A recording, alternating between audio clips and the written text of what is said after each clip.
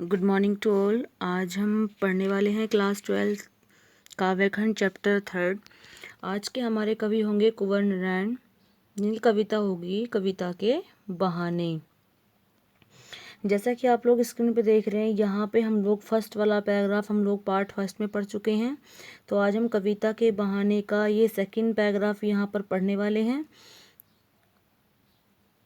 तो जैसा कि हमने फर्स्ट पैराग्राफ में पढ़ा था कि यहाँ पर कवि ने फर्स्ट वाली कविता में यहाँ पर बताया था कि जितनी कविता ऊंची जाती है चिड़िया की उतनी ऊंचाई नहीं होती है उसका। चिड़िया की ऊंचाई एक सीमित रूप में होती है, कविता की ऊंचाई क्या होती है, एक असीम होती है। ठीक उसी प्रकार यहाँ पर कवि ने सेकेंड पैराग्राफ में यहाँ पर फूलों के विषय में यहाँ पर बात आया है इसके बारे में।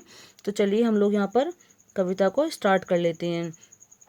तो फर्स्ट लाइन में कवि क्या कहते हैं, कविता एक खिलना है फूलों के बहाने, कविता का खिलना भला फूल क्या जाने। तो कवि क्या कहते हैं कि कविता भी खिलती है फूलों की तरह। कविता क्या करती है, कविता भी खिलती है किसकी तरह, फूलों की तरह। वैसे ही कविता खिलती है, जिस प्रकार फूल खिलता है उसी प्रकार कविता भी खिलती है।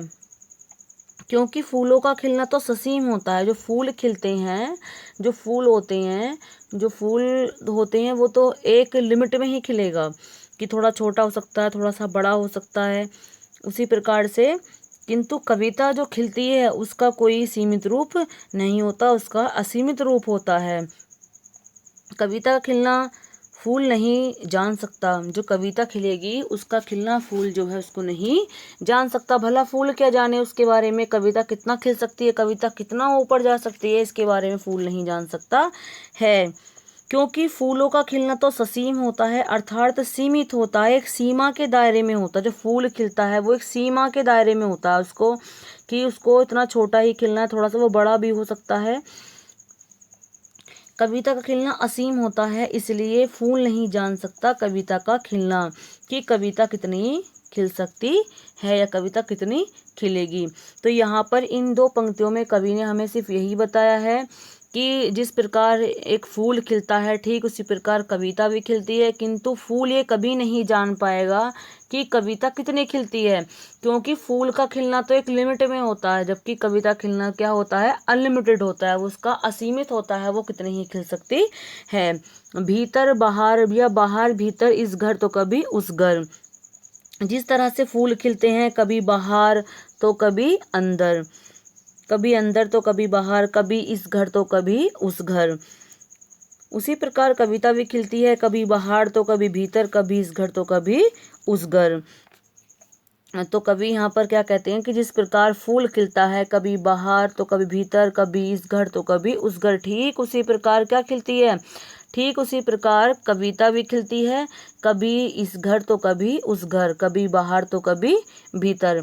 बिना मुरझाए महकने के माने फूल क्या जाने। तो कवि आगे बताते हुए कहते हैं कि फूलों का जो महकना होता है वो एक सीमित होता है। जो फूल जब महकते हैं तो क्या होता है, उसका महकना एक सीमित होता है। सीमित कैसे होता है, फूल एक दिन या 2 दिन या 15 दिन या 20 दिन या फिर 1 महीना ही खिल सकता है।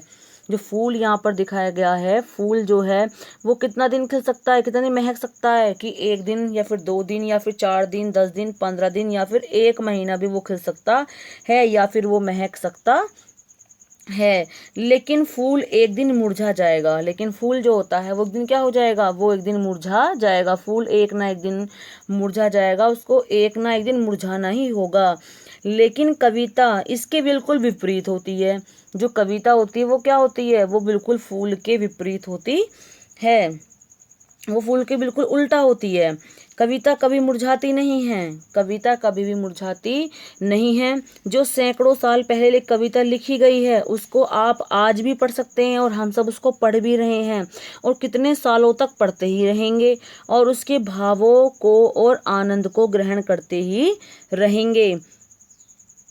फूल कुछ समय बाद मुरझा जाता है, लेकिन कविता क्या होती है, वो युगों युगों तक चलती रहती है और उसको याद किया जाता है। तो कवि ने यहाँ पर इन पंक्तियों में सिर्फ यही बताया है फूल के विषय में और कविता के विषय में कि फूल एक न एक दिन जो है मुरझा जाएगा, उसका महकना बंद हो जाएगा, किंतु कविता कभी नहीं मुरझाती है, वो सैकड़ों वर्षों तक चलती रहती है। उसको हम आज भी पढ़ सकते हैं, आने वाले समय में उसको और भी ज़्यादा पढ़ा जा सकता है।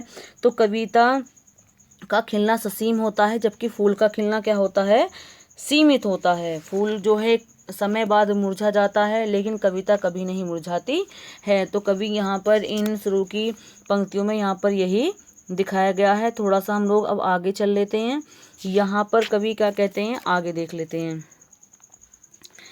कविता एक खेल है, बच्चे के बहाने बाहर भीतर, यह घर वह घर, सब घर एक एक कर देने के माने बच्चा ही जाने। तो कवि क्या कहता है यहाँ पर कि इन पंक्तियों में कविता की तुलना बच्चे से की गई है, जो एक जैसे ही हैं। यहाँ पर कवि ने तुलना किससे की है, कविता की एक बच्चे से की है, जो बिल्कुल एक जैसे ही हैं, कविता भी और बच्चे भी। किस प्रकार हैं, चलो देख लेते हैं। तो जिस प्रकार बच्चे खेलते हैं, क्या करते हैं बच्चे, जिस प्रकार से बच्चे खेलते हैं ठीक उसी प्रकार कवि भी खेलता है। जिस प्रकार से बच्चे खेलते हैं, देखा होगा आपने, छोटे बच्चे खेलते हैं, ठीक उसी प्रकार से जो हमारे कविता के कवि हैं वो भी खेलते हैं शब्दों के साथ अपनी कविता में। बच्चे तो खेलते हैं खेलने वाले खिलौनों से, लेकिन यहाँ पर जो कवि है वो कवि कैसे खेलता है, कवि कविता के अंदर शब्दों से खेलता है।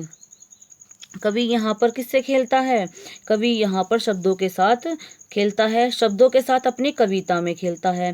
वह बच्चा कभी बाहर तो कभी भीतर, बच्चा क्या करता है, ये सेम लाइन यहाँ पर भी थी और यहाँ पर भी सिर्फ रूप बदल दिया गया। वहाँ ऊपर फूलों के लिए था तो यहाँ पर बच्चे के लिए है, और वहाँ पर फर्स्ट पैराग्राफ में चिड़िया के लिए आया था। तो यह है, कभी बच्चा इस घर जाता है तो कभी बच्चा उस घर जाता है, कभी बच्चा यहाँ तो कभी बच्चा वहाँ। तो बच्चे यहाँ पर कभी इस घर तो कभी उस घर।